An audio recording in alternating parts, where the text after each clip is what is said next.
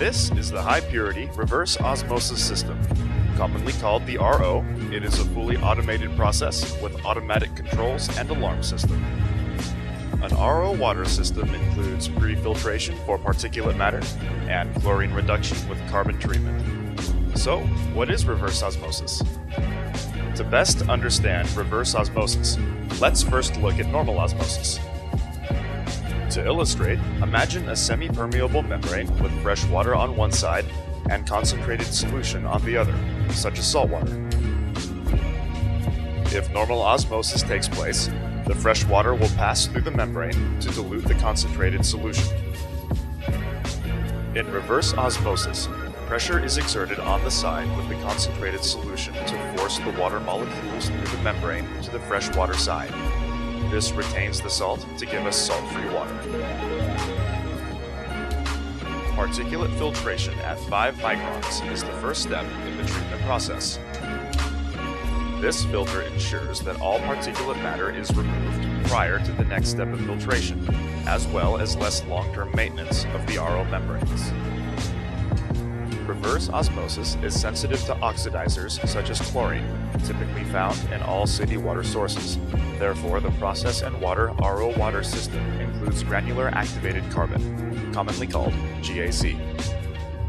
The GAC is an absorbent and will reduce the levels of chlorine being sent to the RO membranes.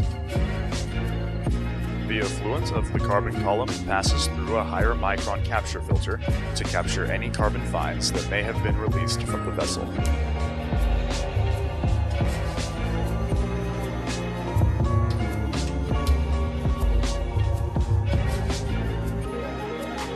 The influent water has been pre-treated and is now prepared to be processed through the reverse osmosis membrane.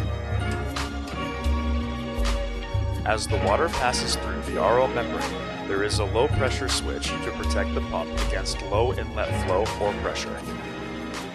There are panel-mounted pressure gauges to monitor the pre-treatment and reverse osmosis inlet and outlet pressures. The neighboring control panel is used to monitor water quality and facilitate operational functions. There are 3 streams that exit the reverse osmosis process. The permeate water, which is the clean, filtered, or product water, passes through the permeate flow meter and is sent to the product water storage tank.